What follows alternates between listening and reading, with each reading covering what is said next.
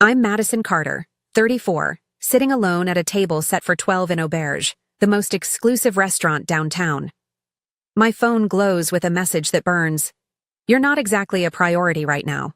My mother's words. Tonight was supposed to celebrate becoming the youngest vice president in my company's history. Instead, I'm staring at an empty chair for each family member who promised to be here. My brother's absence hurts most until I discover where they really are. If you're watching this, let me know where you're tuning in from.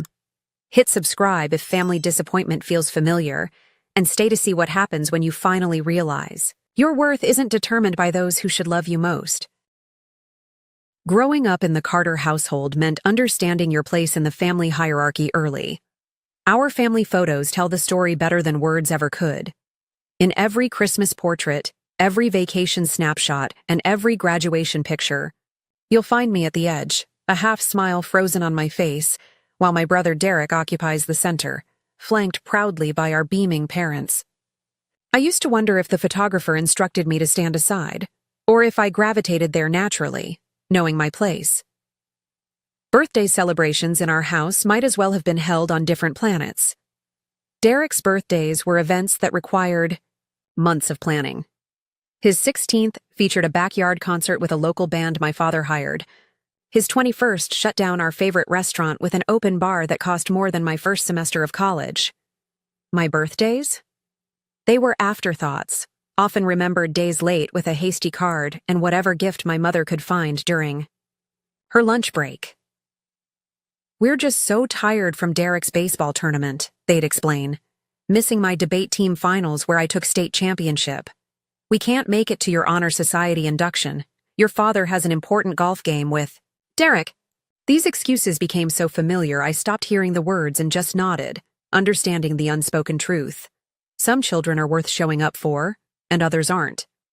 My father, Richard Carter, successful investment banker and neighborhood barbecue king, never quite figured out how to talk to a daughter who preferred books to sports. Our conversations were limited to grades and college applications, practical matters with clear metrics. Madison, he'd say, using my full name while Derek was always champ or buddy, you need to be practical about your future. His eyes would always drift past me, searching for my brother, the son who carried his legacy in ways I apparently couldn't. My mother, Elizabeth, was more complicated. Her love came with conditions, delivered alongside comparisons that cut like paper, shallow, but stinging. If you lost 15 pounds like your cousin Stephanie, those jeans would fit better. Or, Derek just has a natural charisma. People are drawn to him. You could try smiling more. She taught me that love was something you earned through conformity and achievement. Yet somehow the goalposts always moved just beyond my reach. Derek, 3 years younger, learned to weaponize his position early. He wasn't malicious so much as opportunistic, leveraging the natural advantage our parents gave him. Why wouldn't he? By 12, he understood that a certain smile, a perfectly timed "I'm sorry," and strategic tears could erase any transgression. By 16, he'd wrecked 2 cars with 0 consequences. By 20, he'd dropped out of 3 colleges, each time welcomed home like a returning hero who decided academia simply wasn't worthy of his gifts. The pattern of financial irresponsibility started early. Derek's first credit card, co-signed by our father at 17, maxed out in 2 weeks. I discovered this while helping my mother balance the checkbook, a task she found tedious, but I found revealing.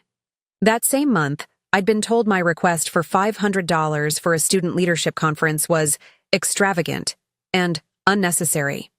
Your brother is finding himself, my mother explained when I pointed out the discrepancy.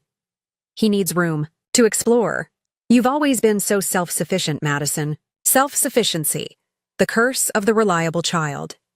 The only person who saw me, truly saw me, was my grandfather, Walter.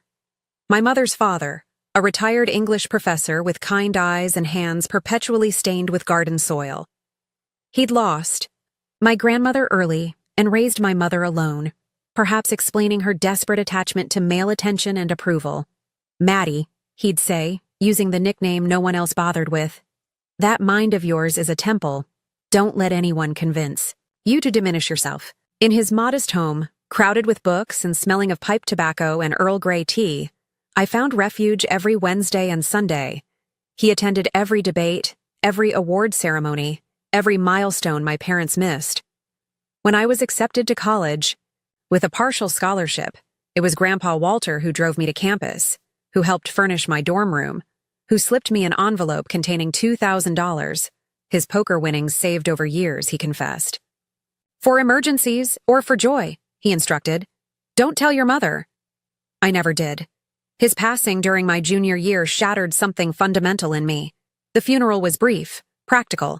My mother cried appropriately. My father checked his watch, and Derek managed to make the event about his recent breakup, receiving consoling pats while I stood dry-eyed, too empty to produce tears. The real mourning came later, alone in my apartment, when I realized I'd lost the only person who believed in me without qualification. Extended family gatherings only reinforced the pattern. My cousin Amanda, always quick to praise Derek's latest non-achievement while ignoring my Dean's List status. Uncle Frank, who'd ask Derek about sports, but never inquired about my internships. Aunt Paula, who once pulled me aside at Thanksgiving and whispered, I see what's happening here, and it's not right, but never said a word to her sister, my mother, about the disparity. I developed strategies for these gatherings. Arrive late, leave early, volunteer for kitchen duty. Behind the scenes, I could regulate my exposure to the family dynamic, measuring it out in doses I could tolerate. I became expert at deflecting personal questions, turning conversations toward others, becoming the photographer rather than the subject. I learned that invisibility, while painful, was safer than rejection.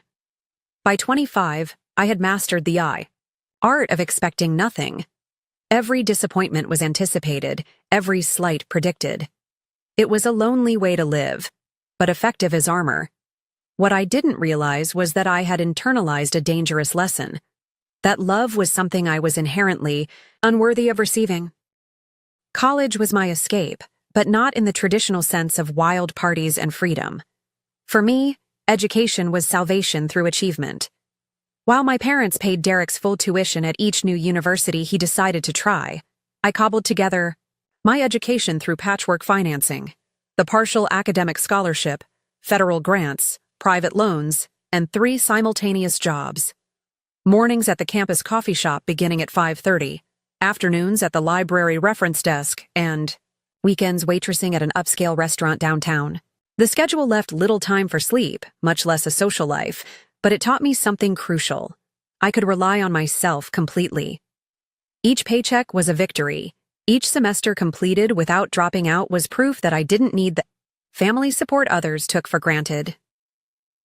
Despite the exhaustion, I graduated summa cum laude with a double major in business administration and economics.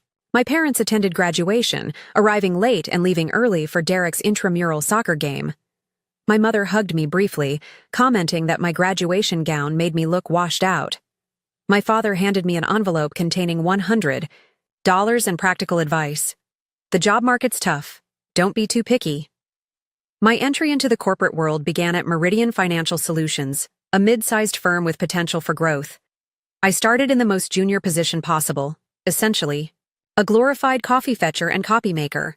Within 6 months, I had reorganized the filing system, created an efficiency protocol that saved the department 20 hours weekly, and caught a significant error in the quarterly report that would have cost the company thousands in regulatory fines. Sarah Jensen, the department head, noticed. Unlike my family, Sarah's attention was based purely on merit, refreshingly objective in its assessment. You're wasted in this position, she told me bluntly after calling me into her office. I'm moving you to junior analyst starting Monday. Don't make me regret it. I worked twice as hard as my peers, arrived earlier, stayed later, not out of desperation, but determination. Each promotion became not just professional advancement, but personal validation. By 28, I was a senior analyst with a team of 3 reporting to me. By 30, department manager with a corner office and company stock options. My colleagues respected me, my superiors valued me, and for the first time, I experienced what it was like to be chosen rather than tolerated. The Walker Project became my defining moment at Meridian.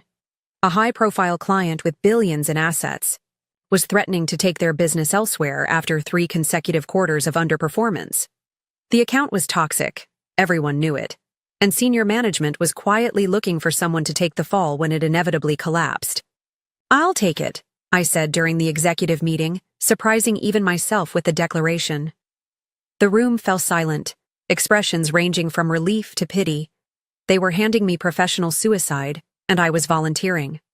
What they didn't know was that I'd spent 6 weeks secretly analyzing the Walker portfolio, identifying the fundamental flaws in our approach. The client wasn't looking for conservative growth as we'd assumed. They were using us to balance high-risk investments elsewhere. Our strategy was misaligned with their actual goals. I rebuilt the entire investment approach, working 18-hour days for a month straight. I restructured the team, brought in specialists from other departments, and personally presented the new strategy to the Walker family patriarch, an intimidating 80-year-old who reportedly made junior executives cry during meetings. "You're the first person who's actually listened to what we want instead of telling us what we should want," he told me after my presentation. "Double her authority," he instructed our CEO, right there in the meeting. "She gets us." Within 2 quarters, the Walker account performance increased by 34%. By year's end, they had increased their investment with us by $20 million and referred 3 similar clients. The board took notice. The contrast between my professional recognition and family indifference couldn't have been starker. The day I closed the Walker deal, securing my reputation within the company, I called my parents, hoping finally for acknowledgement. "That's nice, honey," my mother said distractedly. "Did you hear Derek is thinking about opening a jet ski rental business? Your father's so excited to help him get started. We're having a family dinner to discuss it on Sunday. You probably can't make it with your busy schedule, right?" I stopped calling after achievements, stopped mentioning promotions, raises, or professional milestones. In their place, I created a surrogate family of colleagues and mentors who recognized quality work and celebrated success. We had monthly dinners, holiday gatherings, weekend outings. They weren't perfect, but their appreciation was genuine, their interest sincere. When Martin Reynolds, the CEO, called me into his office on a Tuesday afternoon in April, I expected a routine meeting about quarterly projections. Instead, he offered me the position of Vice President of Strategic Development, effective immediately.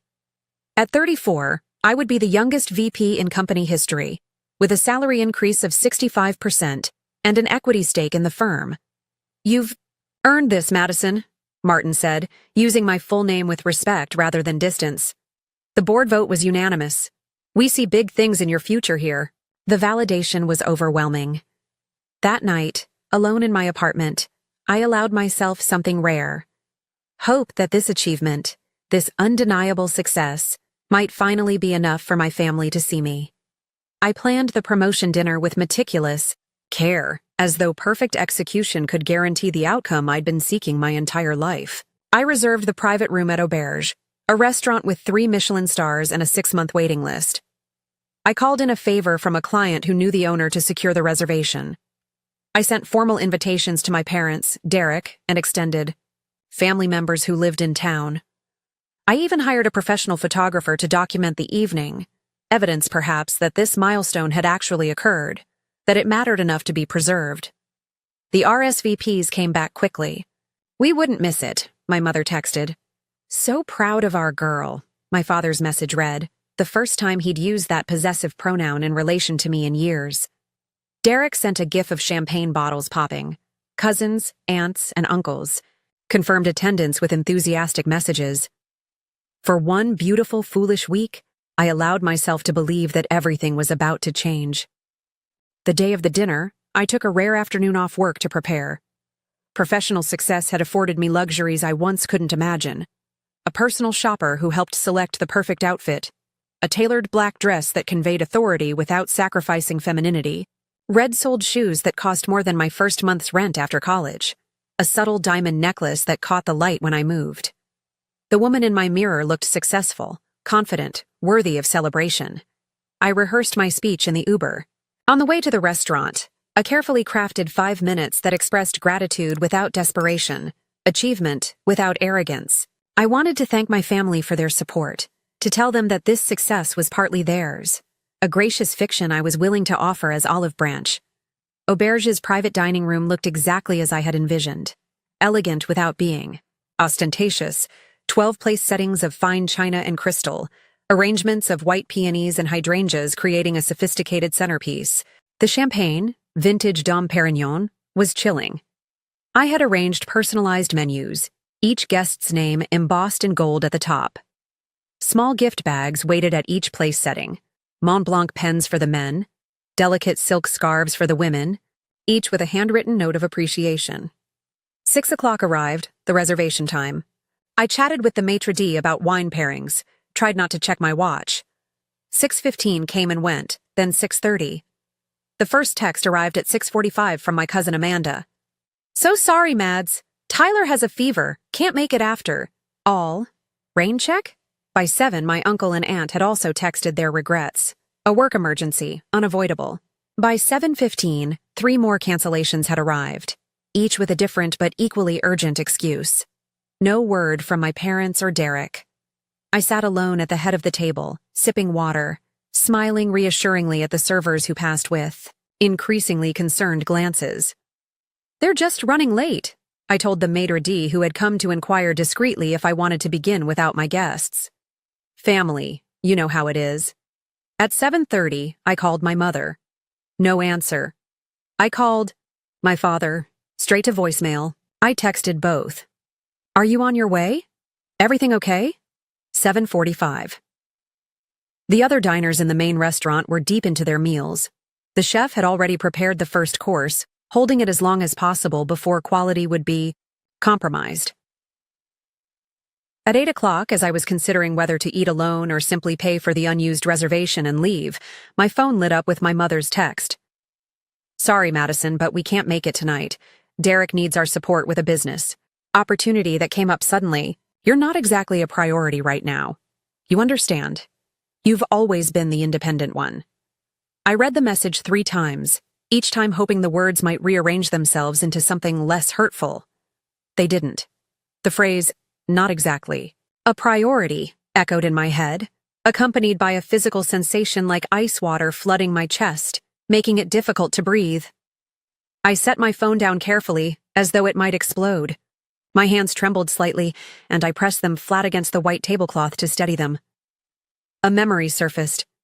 My 11th birthday, sitting alone at a party table at Chuck E. Cheese, my mother having dropped me off with money for tokens, while she took Derek to his baseball game. "We'll be back for cake," she'd promised. They weren't. Michael, the server assigned to the private room, approached with professional concern. "Ms. Carter, would you like to begin your meal? Perhaps your guests are just delayed in traffic." "They're not coming," I said, surprised by the steadiness in my voice. "None of them." Something shifted in Michael's expression. Pity, perhaps, or recognition of a familiar pain. "Then allow me to ensure you have a wonderful dining experience. Regardless," he said with quiet dignity. "Our chef would be honored to prepare his tasting menu for you. The best table for one in the city." I nodded, unable to speak past the tightness in my throat. The meal that followed was objectively exquisite. Delicate amuse-bouches, perfectly seared scallops, duck confit that melted on the tongue, paired with wines that complemented each subtle flavor. I tasted nothing. Each bite was mechanical, each sip automatic. I sat straight-backed and composed, a perfect picture of solitary dignity, while inside, a hurricane raged. The unexpected arrival of Martin Reynolds and Sarah Jensen at 9:30 temporarily broke through my emotional fog. They had come directly from a client dinner nearby to toast my promotion, unaware of the family dinner plans. "We can't stay long," Martin apologized, "but we couldn't let the day pass without celebrating our newest VP."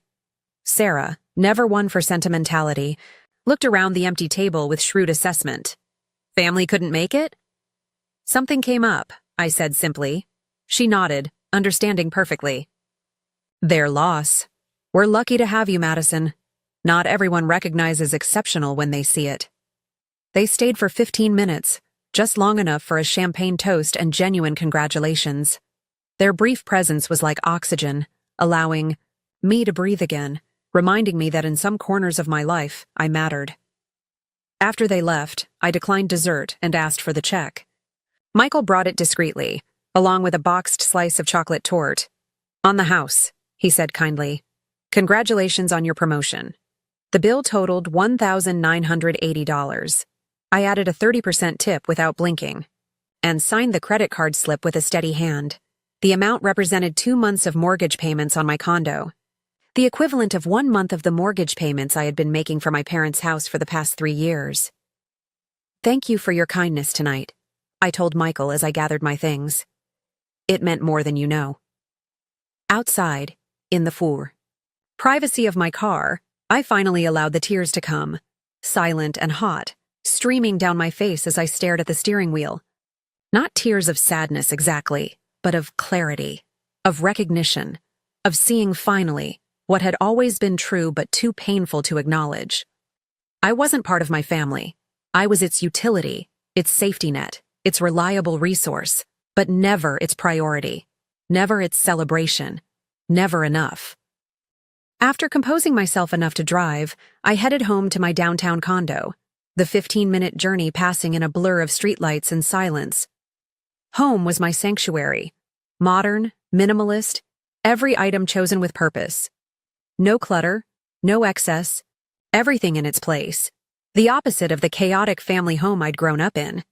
I kicked off my heels, poured a generous glass of bourbon, and sank onto my sofa, still in my beautiful, wasted dress. My phone, which I'd silenced after my mother's text, showed no missed calls, no follow-up messages, no apologies. The absence spoke volumes. Almost automatically, I opened Instagram, scrolling mindlessly as a distraction from the hollow ache in my chest. That's when I saw it, posted 30 minutes earlier by my cousin Amanda, the same cousin who'd claimed her son had a fever. The photo showed my entire family crowded around an outdoor table at Harbor Grill, their favorite waterfront restaurant. My parents, Derek, Amanda, and her husband, my aunt and uncle, even my mother's elderly cousin visiting from Florida. Wine glasses raised, faces flushed with laughter. The caption read, "Family night out for the real success story. Proud family. Da Chow achievement. Making waves." I zoomed in, studying each smiling face, each celebratory gesture, my father's arm around Derek's shoulders, my mother beaming with unmistakable pride, the table strewn with empty appetizer plates and multiple wine bottles, evidence of a lengthy, leisurely celebration. In the background, partially visible, sat something large covered with a tarp. In the next photo, the tarp had been removed, revealing a gleaming white and blue jet ski. Derek stood beside it, arms raised triumphantly. The caption, "New business venture officially launched. First fleet member acquired. Entrepreneur, Chalker dreams come true." The jet ski. The business opportunity that had been more important than my promotion dinner. The real success story worth celebrating. I swiped through more photos, each one a fresh wound. My brother raising a toast. My mother wiping away what appeared to be tears of joy. My father signing what looked like paperwork, financing documents presumably. The final image, the entire family posing with the jet ski, Carter Family Rentals, hastily printed on a banner held proudly across the front. The timestamp on the first post, 6:30 p.m. The exact time they should have been arriving at my dinner. This wasn't a last-minute emergency. This was planned, chosen, prioritized. The revelation unleashed memories of similar instances throughout my life, moments I had excused or rationalized. My college graduation party, canceled because Derek had impulsively decided to go on a road trip with friends, and the family couldn't celebrate without him. My first apartment, which my parents never visited despite living 20 minutes away, while they drove 3 hours twice monthly to see Derek's college dorm. My 30th birthday, when they'd promised to come for dinner but called last minute because Derek had broken up with his girlfriend and needed emotional support. Each memory carried a familiar explanation. Derek needs us right now. Your brother is going through a difficult time. You understand. You've always been the strong one. The pattern was undeniable, and seeing it laid bare in those photos shattered something fundamental in me. This wasn't about tonight's dinner or even the promotion. This was my life story, perfectly encapsulated in a single Instagram post. In my car outside the restaurant, I had cried tears of hurt. Now, sitting in my living room, staring at photographic evidence of my family's true priorities, something different emerged. Anger. Pure, clarifying anger that burned away confusion and self-doubt. My hands shook as I set down my phone. I stood up, suddenly unable to remain still, and paced the length of my living room, my mind racing with calculations. The jet ski in the photo, a high-end model, would have cost at least $15,000. Derek, who had been between opportunities for the past year, had no income, no savings, and credit destroyed by multiple defaults, which meant my parents had either purchased it for him or co-signed yet another loan that would inevitably become their responsibility. The same parents whose mortgage I had been paying for 3 years. The same parents who had claimed they couldn't afford the property taxes on their home last winter, prompting me to cover those as well. The same parents who had borrowed $12,000 from me 6 months ago for essential roof repairs that somehow never seemed to happen. I stopped pacing and stood at my floor-to-ceiling windows, looking out at the city lights. The receipt from Auberge sat on my entry table where I'd dropped it along with my keys. $1,980 for a celebration attended by no one who shared my blood. How much had I spent celebrating, supporting, and rescuing my family over the years? How much had they spent celebrating Derek's latest whim? The math was simple, the conclusion unavoidable. I picked up my phone again, this time scrolling through my banking app to the recurring payments section. There it was. Carter Mortgage, scheduled to withdraw $2,400 from my account on the first of each month, as it had for the past 36 months. A total of $86,400. Not including the property taxes, emergency repairs, or the loans that were never repaid. $86,400 that could have been my down payment on a vacation home. My investment portfolio. My financial security. Instead, it had been my attempt to buy something that couldn't be purchased, my family's love and approval. A transaction where I continually paid, but never received what I was buying. And now, a jet ski. A jet ski purchased while I sat alone at a table for 12, the independent one who wasn't exactly a priority. I opened my closet and changed out. Of my dress, hanging it carefully, a funeral for expectations I should have buried long ago. In comfortable clothes, I sat at my kitchen island with my laptop and a fresh determination. It was time to close accounts that would never balance. The first time my parents asked for financial help, I was 29, newly promoted to senior analyst at Meridian. The call came on a Tuesday evening as I was preparing dinner in my small apartment. "Madison, we need to talk to you about something. Serious," my father began, his voice uncharacteristically subdued. My mother sniffled in the background. They explained that the economic downturn had hit them hard. My father's investment firm had downsized, cutting his salary by 40%. They had refinanced twice, taken a second mortgage, and were now 3 months behind on payments. The bank had sent a foreclosure notice. "We need $8,700 by Friday to stop the process," my father explained. "We've tried everything. You're our last hope." I had exactly $9,342 in my savings account, money I'd been setting aside for a down payment on my first home. I transferred $8,700 to their account that night. "It's a loan," my father insisted. "We'll pay you back as soon as things turn around." 2 months later, they called again. The bank needed proof of ongoing ability to pay. Could I help temporarily, just for a few months until my father's company stabilized? I agreed to cover 3 months of mortgage payments, $2,400 monthly. 3 months became 6. 6 became a year. By then, it had become routine. My father found a new job, but at lower pay. My mother developed minor health issues that required frequent doctor visits. There was never a right time to discuss transitioning the payment back to them. By the 18-month mark, we no longer discussed it at all. It was simply understood that on the first of each month, $2,400 would move from my account to theirs. I adjusted my lifestyle accordingly. No vacations, fewer dinners out, cheaper clothes. I took on consulting projects, outside my regular job, working weekends to maintain my savings goals despite the additional expense. The mortgage payments were just the beginning. There were property taxes twice yearly, $4,600 each time. Homeowners insurance, $2,200 annually. When their water heater failed, $1,800 for emergency replacement. When their car needed transmission, work, $3,400. None of it was ever repaid. None of it was even acknowledged after the initial thank you. It became expected, my responsibility, as though I had silently agreed to become the family bank. Meanwhile, Derek's financial adventures continued unabated. There was the food truck business that operated for 3 weeks before he lost interest. $20,000 of startup costs, funded primarily by my parents refinancing their car. The cryptocurrency investment opportunity that disappeared. Overnight, $12,000.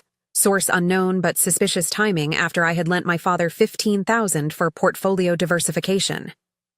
The pattern repeated with sickening regularity. Derek would discover a new passion, require immediate investment, receive enthusiastic family support, lose interest within months, face zero consequences, and begin the cycle again. Each time, family, resources, including my contributions, would be diverted to fund his latest scheme. Each time, his failures were reframed as valuable learning experiences and the cost of entrepreneurial spirit. 3 years ago, Derek announced he wanted to become a professional photographer. My parents purchased $6,000 worth of camera equipment. 2 months later, the equipment sat unused in his old bedroom while he explored becoming a craft brewer. 6 months ago, he decided to open a specialty coffee shop. My parents called excitedly to tell me about his business plan, a 3-page document with clip art and unrealistic projections. When I gently suggested more research might be prudent, my mother became defensive. "At least he's trying to build something," she said. "Not everyone wants to be a corporate drone their whole life." The comment stung, dismissing my career as somehow less valuable than Derek's scattered endeavors. But I swallowed the hurt, as I always did. "Has he looked into small business loans?" I asked practically. "Oh, his credit isn't good enough for that," my mother replied. "We're helping him get started. We're a little short this month, though." I transferred $2,000 before she could finish asking. My own financial advisor, Priya Sharma, had warned me repeatedly about the situation. During our quarterly meeting 2 months ago, she pulled up a detailed spreadsheet. "Madison, I've been tracking your family support expenses separately," she said, turning her monitor so I could see. "In the past 3 years, you've given your family $137,000. The number was staggering, seeing it tallied in black and white. "That's not including the mortgage payments, which add another $86,000, she continued. "We're talking about nearly $250,000. I stared at the screen, unable to formulate a response. "This is affecting your long-term, financial goals," Priya said gently. "At this rate, you'll need to delay retirement by at least 8 years. Your home purchase has already been delayed indefinitely." "They're family," I said weakly. "They need help." Priya's expression remained professionally neutral, but her eyes conveyed concern beyond financial implications. "Madison, I work with many clients who support family members. There's a difference between helping and enabling, between support and exploitation." I had thanked her for her concern, promised to consider setting boundaries, and left the meeting shaken, but ultimately, unchanged in my behavior. The monthly transfers continued. The extra emergency support continued. The erosion of my financial future continued. The cycle persisted because I permitted it, because saying no seemed impossible, because I still harbored the childish hope that my financial sacrifices might eventually purchase the familial love and recognition I craved. What had my $250,000 investment yielded? An empty table at Auberge and an Instagram feed full of family celebration for a jet ski. My financial contributions had never been about helping my family through difficult times. They had been about maintaining a system where Derek could continue his consequence-free lifestyle, while my parents avoided the discomfort of setting boundaries with their son. I had been paying for the privilege of my own exclusion. As I sat at my kitchen island, reviewing my bank statements with new clarity, my phone buzzed with a text from Derek. "Hey sis, congrats on the promotion thing. Sorry we missed your dinner. You should come see my new jet ski tomorrow. It's sick." No acknowledgement of the deliberate choice to skip my celebration. No recognition of the hurt caused. Just an invitation to admire his latest acquisition, likely funded, at least indirectly, by my own money. I didn't respond. Instead, I opened my laptop and logged into my online banking portal. It was time to close more than just emotional accounts. The drive back to my childhood neighborhood felt surreal, like visiting a movie set of a film I'd once watched rather than a place I'd lived for 18 years. The streets were quieter at midnight, the well-maintained colonial and Tudor homes, dark except for porch lights and occasional upstairs windows. My parents' two-story brick house sat in the middle of the block, distinguished by my father's meticulously maintained lawn and my mother's elaborate front garden. Appearances had always mattered deeply to the Carters. As I drove slowly past, I noticed lights still on downstairs. They were awake, perhaps still buzzing from the celebration of Derek's jet ski purchase, perhaps planning the grand opening of Carter Family Rentals, perhaps, though I doubted it, feeling a twinge of guilt about the dinner they'd abandoned. I didn't stop. Not yet. I needed time to think, to plan, to make decisions that came from clarity rather than hurt. I drove to Riverside Park, empty at this hour except for the occasional police patrol. Parking near the water, I rolled down my windows to let in the spring night air and the gentle sound of the river flowing past. This park had been my refuge as a teenager, the place I came to read, to dream, to escape the constant reminder of my secondary status in the family. The wooden bench where I'd spent countless hours still stood beneath an old oak tree, now much larger than in my memory. Grandfather Walter's voice seemed to drift on the night air. Know your worth, Maddie. Never beg for a place at tables where you should be an honored guest. He had recognized early what had taken me decades to see. My family's treatment wasn't something I could fix with greater achievement, more sacrifice, or endless financial support. The problem had never been that I wasn't enough. The problem was that nothing I did would ever be enough, because the framework itself was broken. For 3 hours, I sat by the river, sometimes crying, sometimes laughing at the absurdity of it, all, but mostly thinking with a clarity that had eluded me for years. By the time the eastern sky began to lighten with pre-dawn gray, I had made my decision. I drove to the nearest 24-hour convenience store, purchased a notepad and pen, and sat in my car composing the most important letter of my life. I wrote and rewrote, crossing out lines, starting over, until finally the message distilled to its essential truth. Returning to my online banking app, I navigated to the recurring payments section. My finger hovered over the Carter mortgage entry for just a moment before I selected Cancel Recurring Payment. A warning appeared. Are you sure you want to cancel this payment? This action cannot be undone. I pressed Confirm. Next, I emailed my financial advisor, Priya. Effective immediately, I am stopping all financial support to my family. Please restructure my portfolio accordingly, prioritizing my home purchase goal and retirement planning. I'll schedule a meeting next week to discuss details. My third action was professional rather than personal. I opened my work email and composed a message to Martin Reynolds and the executive team. I would like to propose a 3-day personal leave to process my promotion and prepare for new responsibilities. I'll be unavailable by phone until Monday morning, but will address any urgent matters via email. Thank you for your understanding and support. With these practical matters addressed, I drove back to my parents' house. It was 4:30 in the morning. The house was dark now, everyone asleep. I parked across the street, took the folded note from my pocket, and walked quietly up the familiar path to the front door. I stood there briefly, looking at the door I had passed through thousands of times. Leaving for my first day of kindergarten, returning from college visits, bringing groceries when my mother was ill. The house contained the complete archive of my childhood disappointments, each room a museum exhibit of moments when I had been deemed less important, less worthy, less loved. I slipped the note into the brass mail slot, hearing it fall onto the entryway floor inside. Then I turned and walked away without looking back, a weight lifting with each step. The note contained just 3 sentences.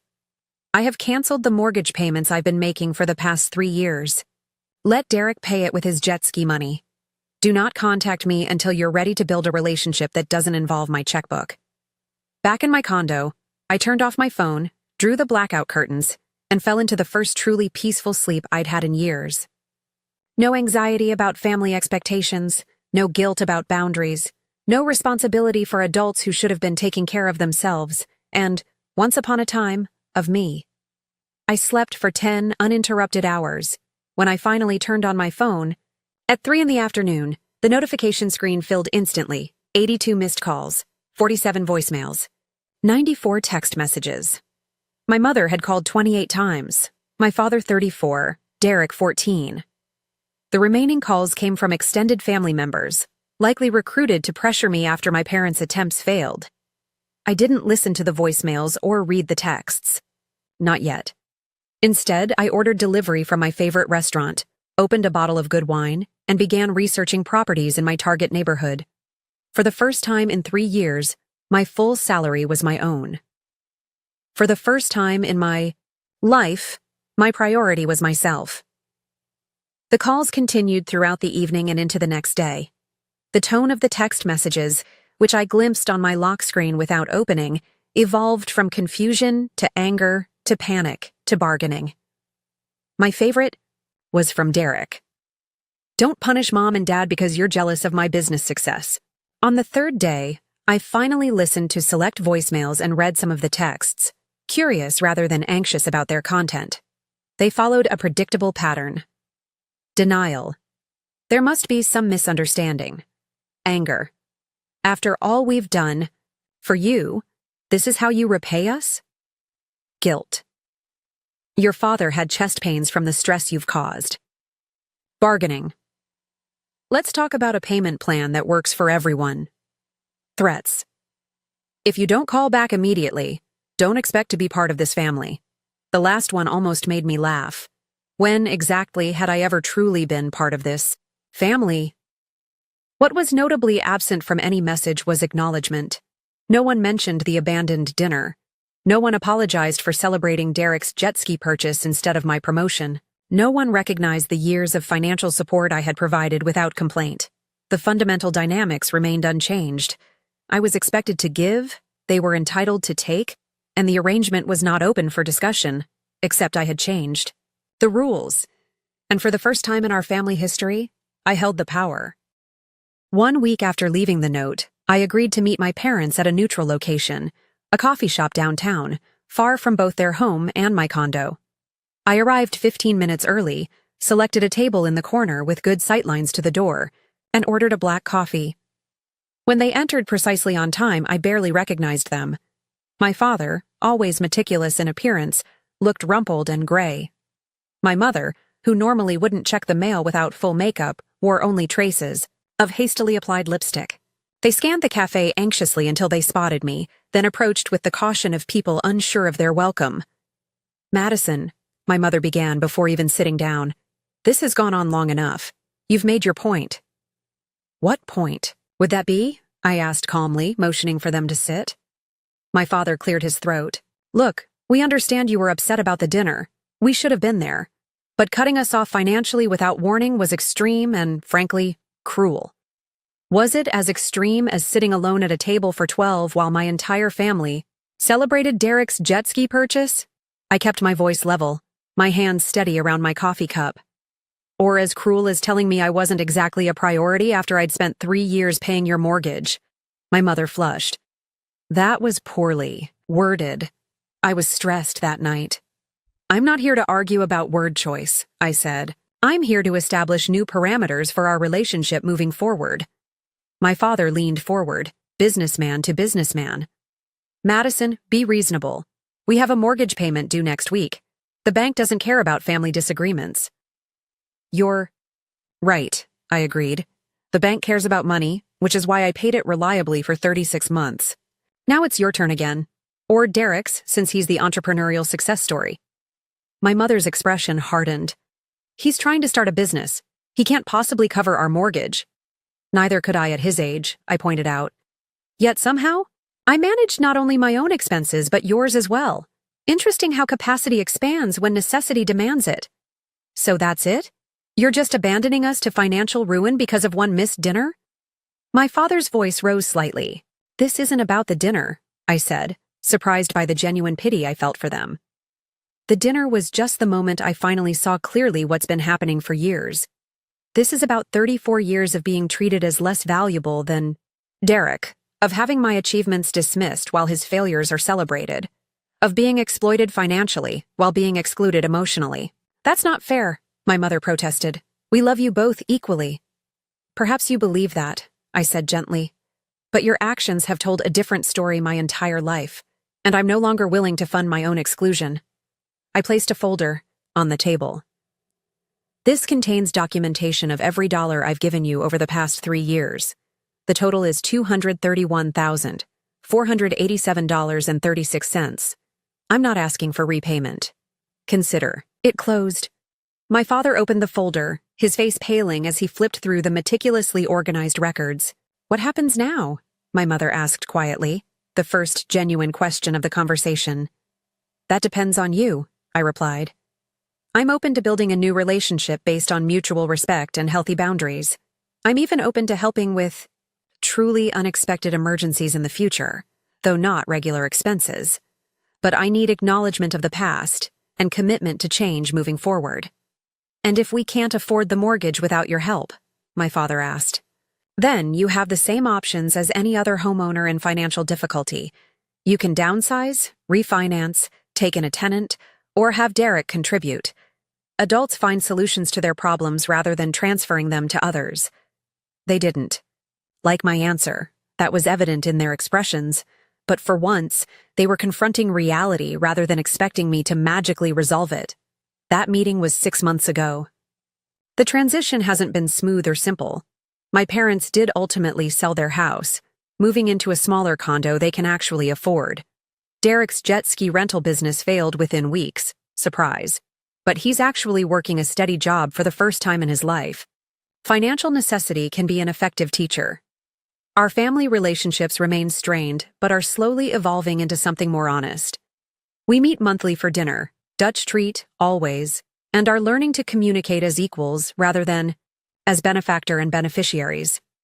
My mother has even attended 2 therapy sessions with me, though my father refuses. Small steps, but meaningful ones. The most unexpected outcome has been the strengthening of relationships outside my immediate family. My cousin Amanda, after witnessing the fallout, confessed she'd always been uncomfortable with how I was treated, but never knew how to address it. My Aunt Patricia, my mother's sister, called to tell me she was proud of me for breaking the cycle. Your grandfather Walter would be so proud, she said. He worried about you until the day he died. Not because he thought you weren't capable, but because he saw how your light was dimmed in that house. For myself, the changes have been profound. I purchased my first home 3 months ago, a beautiful brownstone with a garden terrace where I have Sunday brunches with friends who celebrate my successes without resentment. I've started dating someone who shows up when he says he will and asks about my day because he's genuinely interested. Most importantly, I've started therapy to untangle the belief systems that allowed me to accept such imbalanced relationships for so long. The journey hasn't been easy. There are still days when guilt creeps in, when I question whether I've been too harsh, too demanding. Old patterns are difficult to break. But then I remember sitting alone at auberge, staring at my mother's text while my family celebrated elsewhere, and my resolve strengthens. What I've learned, and what I want to share with anyone watching this, who recognizes their own story and mine, is that real love doesn't deplete you. It doesn't leave you financially drained and emotionally empty. It doesn't always take while never giving. Real love is reciprocal, balanced, and respectful of boundaries. You cannot buy love or belonging with endless sacrifice. I tried for 34 years. All it got me was an empty chair at my own celebration and a depleted bank account. The hardest lesson was accepting that no achievement of mine would ever be enough to fix what was broken in my family system. The problem wasn't that I wasn't giving enough. It was that I was trying to purchase something that should have been freely given. If my story resonates with you, if you recognize yourself in my decades of trying to earn love through achievement and sacrifice, know that you deserve better. Your worth isn't determined by how much you can give or how little you can accept in return. You deserve to be celebrated, supported, and prioritized. Not just when it's convenient for others, but consistently, as a fundamental acknowledgement of your value.